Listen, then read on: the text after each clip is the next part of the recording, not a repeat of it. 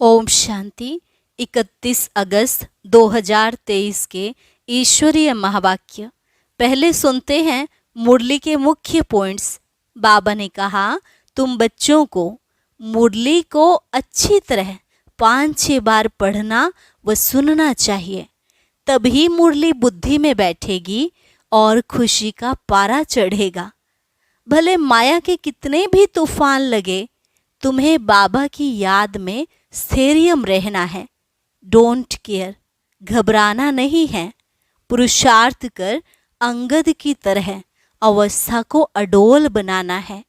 हर एक आत्मा में अविनाशी पार्ट भरा हुआ है, जिसको तुम्हें साक्षी होकर देखना है।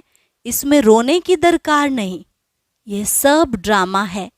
तुम्हारी अवस्था ऐसी हो जो कोई भी दुख ना हो। बाप कहते हैं, यह कलयुग तो कब्रिस्तान होने वाला है, तो इसको क्यों याद करें। सबसे नष्टो मोहा हो जाओ और एक बाप को याद करो, क्योंकि उनसे ही तुम्हें बहुत प्राप्ति होनी है। इसमें कोई हठ आदि करने की बात नहीं। फुर्सत मिली तो बस कछुए मिसल बाबा की याद में बैठ जाना है। अमृत वेले का टाइम सबसे अच्छा है, इसका असर सारे दिन रहेगा। इस समय सब मेल फीमेल रूपी सीताएं रावण की शोक वाटिका में हैं। एक राम ही सर्व का सद्गति दाता है, इसलिए उनको तुम्हें कभी भूलना नहीं चाहिए। और लास्ट में बाबा ने कहा, तुम सब शिव बाबा के यज्ञ से खा रहे हो, तो हमेशा पहले खिलाने वाले को खिलाकर ही भोजन स्वीकार करना चाहिए। अर्थात शिव बाबा को भोग जरूर लगाना चाहिए। और अब सुनते हैं महावाक्यों को विस्तार से। मुरली का सार। मीठे बच्चे, अपनी स्थिति साक्षी तथा हर्षित रखने के लिए स्मृति में रहे कि हर आत्मा का अपना अपना पार्ट है, बनी बनाई बन रही। प्रश्न, तुम बच्चे किस एक पुरुषार्थ द्वारा अपनी अवस्था जमा सकते हो? उत्तर, माया के तूफानों को डोंट केयर करो और बाप जो श्रीमत देते हैं उसे कभी भी डोंट केयर ना करो। इससे तुम्हारी अवस्था अचल अडोल हो जाएगी। स्थिति सदा साक्षी और हर्षित रहेगी। तुम्हारी अवस्था ऐसी होनी चाहिए जो कभी भी रोना ना आए। अम्मा मरे तो भी हलवा खाना, ज्ञान का हलवा। गीत, तुम ही हो माता, पिता तुम ही हो। ओम शांति। बच्चों ने गीत सुना। अक्सर करके भक्ति मार्ग वाले मंदिरों में जाते हैं, चाहे शिव के, चाहे लक्ष्मी नारायण के, चाहे राधे कृष्ण के या अन्य देवी देवताओं के मंदिरों में जाएंगे। सबके आगे यही महिमा करेंगे, त्वमेव माता च पिता त्वमेव। फिर कहते हैं, त्वमेव विद्या द्रविणम त्वमेव। माना तुम मात पिता भी हो, पढ़ाने वाले भी हो। वास्तव में लक्ष्मी नारायण व राम सीता को त्वमेव माता च पिता नहीं कहेंगे, क्योंकि उन्हों को तो अपने ही बच्चे होंगे, वह ऐसी महिमा नहीं गाएंगे।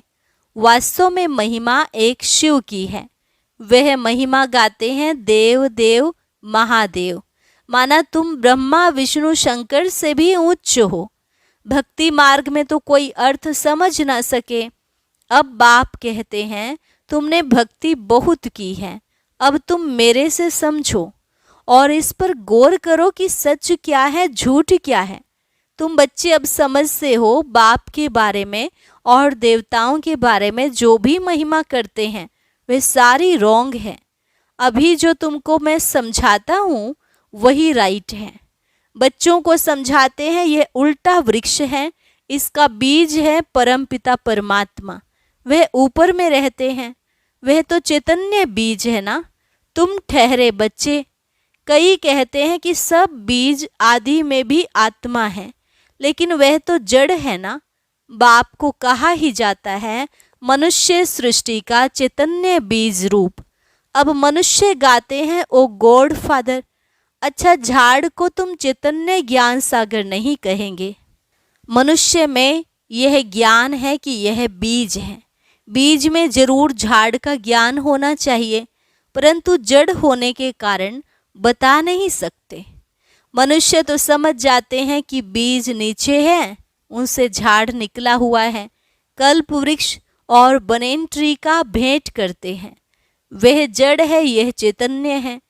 कलकत्ते में बड़ का बहुत बड़ा झाड़ है, उनका थुर सारा निकल गया है, सिर्फ झाड़ खड़ा है, फाउंडेशन है नहीं। वंडर है ना।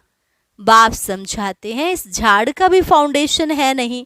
देवी देवता धर्म प्राय लोप हो गया है, बाकी सारा झाड़ खड़ा है। कितने मठ पंथ हैं। यह है बेहद का झाड़। बेहद का बाप बैठ समझाते हैं।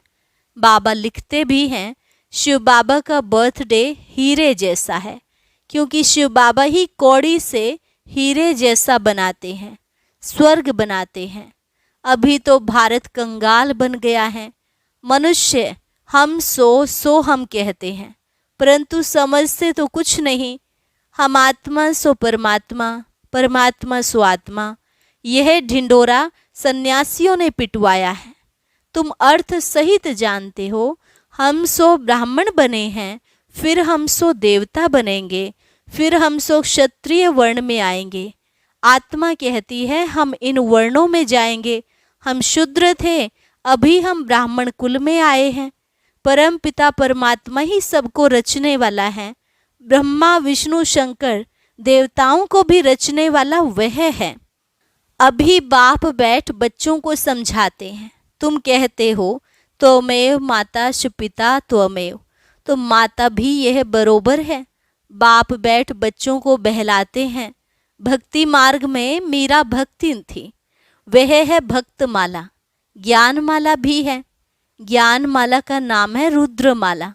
रावण माला नहीं कहेंगे, रावण की भक्ति तो नहीं करते। राम माला है। भला भी रावण राज्य है, परंतु रावण की माला नहीं होती। भक्त माला होती है, असुरों की माला तो नहीं होती। भक्त शिरोमणि में एक तो मीरा है, उनको श्री कृष्ण का साक्षात्कार होता था। लोक लाज सारी श्री कृष्ण के लिए खोई थी। सेकंड नंबर में शिरोमणि भक्त कौन है? नारद।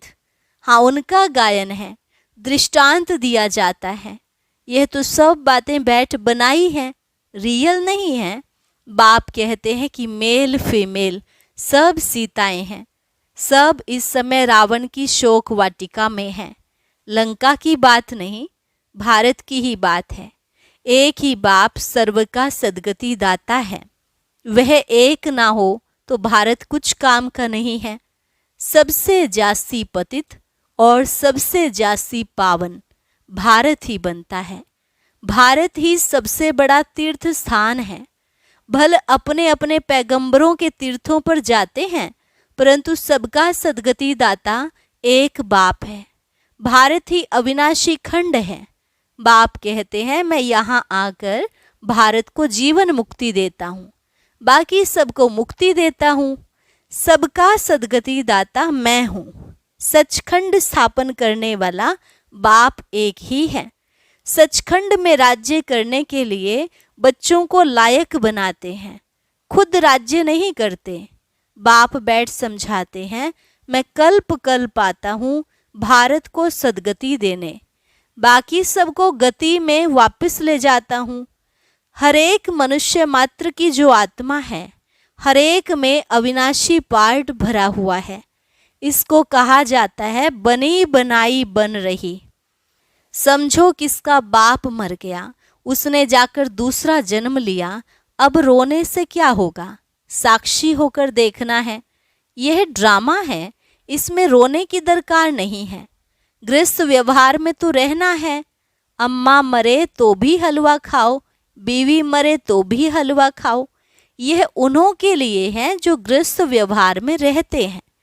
तुम्हारी अवस्था ऐसी होनी चाहिए जो कुछ भी दुख ना हो। बेहद के बाप को याद करते रहना है। इतनी अडोल अवस्था होनी चाहिए जैसे अंगद को रावण हिला नहीं सका। माया है बड़ी जबरदस्त। तुम स्थैर्यम रहते हो, माया के कितने भी तूफान लगे, डोंट केयर, घबराना नहीं है, फंक नहीं होना है, पुरुषार्थ करके अवस्था को जमाना है। बातें तो बहुत अच्छी समझाते हैं, तुम समझते हो हम पार्वतियां हैं। शिव बाबा अमरनाथ सुनाते हैं, अमर लोक में है आदि मध्य अंत सुख, इस मृत्यु लोक में तो आदि मध्य अंत दुख ही दुख है। त्योहार आदि सब इस समय के हैं, लक्ष्मी नारायण आदि का कोई त्योहार नहीं, वह क्या सर्विस करते हैं। तुम ब्राह्मण बहुत सर्विस करते हो। देवताओं की आत्माओं को सोशल वर्कर नहीं कहेंगे, न जिस्मानी न रूहानी। तुम हो रूहानी जिस्मानी डबल सोशल वर्कर। अच्छा, मनुष्यों को नष्टो मोहा बनने में मेहनत लगती है क्योंकि उनके पास कोई एम ऑब्जेक्ट नहीं है। यहाँ तो तुमको प्राप्ति बहुत है, तो बहुत नष्टो मोहा होना चाहिए ना। एक बाबा के साथ योग लगाना है। बाबा, ओ मीठे मीठे बाबा, आपको हमने पूरा जान लिया है।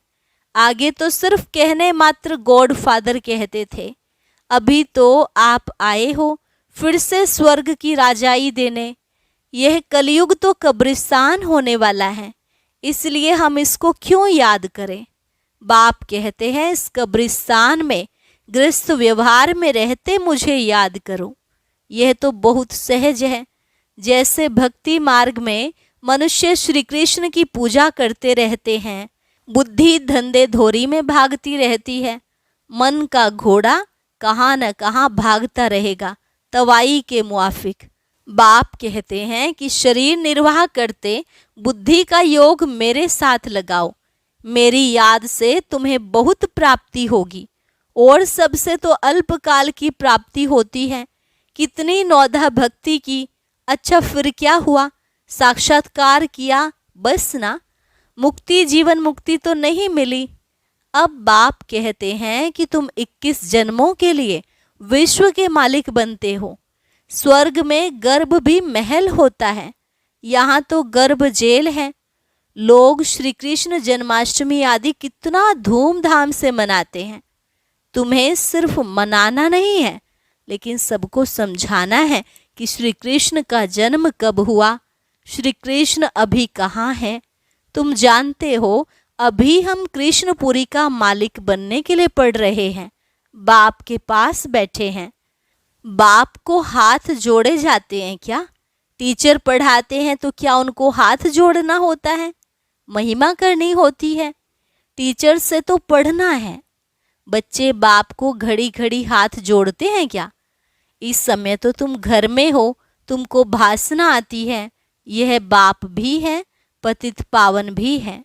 इस समय 5 विकारों का ग्रहण लगने के कारण तुम बिल्कुल ही काले बन गए हो। 5 विकारों ने काला कर दिया है। सतयुग में तुम गोरे सुंदर थे, अभी शाम हो। श्री कृष्ण सुंदर था, अभी शाम है। कितने बारी शाम और सुंदर बना होगा। कंसपुरी ही कृष्णपुरी बन जाती है, कृष्णपुरी फिर कंसपुरी बन जाती है। तुम आत्माएं ही तो ब्रह्मांड की रहने वाली हो। ब्रह्म तत्व कहा जाता है। अहम ब्रह्म कहना भी ब्रह्म है। तुम ब्रह्मांड के मालिक हो, तुम्हारा सिंहासन ब्रह्मांड है। बाप कहते हैं मैं तो ब्रह्मांड का मालिक हूँ ही। तुम आत्माएं भी कहती हो हमारा देश वास्तव में ब्रह्मांड है, वहाँ तुम्हारी आत्माएं पवित्र हैं। तुम ब्रह्मांड के मालिक हो तो फिर विश्व के भी मालिक हो। मैं तो सिर्फ ब्रह्मांड का ही मालिक हूँ। मुझे इस पुराने तन में आना पड़ता है जिसने पूरे 84 जन्म लिए हैं। बच्चों को मुरली अच्छी तरह 5-6 बार पढ़ना और सुनना चाहिए, तभी बुद्धि में बैठेगी और खुशी का पारा चढ़ेगा। माया घड़ी घड़ी याद भुला देती है। इसमें कोई हठ आदि करने की बात नहीं। फुर्सत मिली, अच्छा बाबा को याद करना है। कछुए मिसल सबसे अच्छा है अमृत वेले का टाइम, उसका असर सारे दिन रहेगा। यह भी बच्चों को समझाया गया है कि पहले खिलाने वाले को खिलाकर फिर खाना है। शिव बाबा के यज्ञ से खाते हैं तो पहले उनको भोग लगाना पड़े। यह सब सूक्ष्म वतन में साक्षात्कार होते हैं। ड्रामा में नोंद है, तुमको भोग लगाना है शिव बाबा को, वह तो निराकार है। गाया भी जाता है देवताओं के लिए, उनको ब्रह्मा भोजन की आस थी, क्योंकि तुम ब्रह्मा भोजन खाकर ब्राह्मण से देवता बनते हो। सूक्ष्म वतन में देवताएं आते हैं, महफिल लगती है, ये सब खेल पाल है। अच्छा, मीठे मीठे सिकी लधे बच्चों प्रति मात पिता बाप दादा का याद प्यार और गुड मॉर्निंग। रूहानी बाप की रूहानी बच्चों को नमस्ते। रूहानी बच्चों की रूहानी बाप दादा को नमस्ते नमस्ते, गुड मॉर्निंग। धारणा के लिए मुख्य सार, बुद्धि में पूरी एम ऑब्जेक्ट रख, नष्टो मोहा बनना है। इस कब्रिस्तान को भूल बाप को याद करना है। रूहानी जिस्मानी सेवा करनी है। दूसरी पॉइंट, खिलाने वाले को खिलाकर फिर खाना है। अमृत वेले का समय अच्छा है, इसलिए उस समय उठकर बाप को याद करना है। मुरली 5-6 बार सुननी और पढ़नी जरूर है। वरदान, अलौकिक स्वरूप की स्मृति द्वारा अलौकिक कर्म करने वाले सदा समर्थ आत्मा भव। अलौकिक स्वरूप की स्मृति द्वारा अलौकिक कर्म करने वाले सदा समर्थ आत्मा भव। ब्राह्मण जीवन अर्थात अलौकिक हीरे तुल्य अमूल्य जीवन। इस अलौकिक जीवन की स्मृति से व अलौकिक स्वरूप में स्थित रहने से साधारण चलन साधारण कर्म नहीं हो सकता। जो भी कर्म करेंगे वह अलौकिक ही होगा, क्योंकि जैसी स्मृति होती है वैसी स्थिति होती है। स्मृति में रहे एक बाप दूसरा न कोई, तो बाप की स्मृति सदा समर्थ बना देगी। इसलिए हर कर्म भी श्रेष्ठ अलौकिक होगा। स्लोगन, स्व उन्नति का यथार्थ चश्मा पहन लो। स्व उन्नति का यथार्थ चश्मा पहन लो तो सबकी विशेषताएं ही दिखाई देंगी। स्व उन्नति का यथार्थ चश्मा पहन लो तो सबकी विशेषताएं ही दिखाई देंगी। अच्छा, ओम शांति। अब सुनते हैं आज का अव्यक्त ज्ञान मोती। इसके लिए ऊपर दिए गए बॉक्स पर क्लिक करें।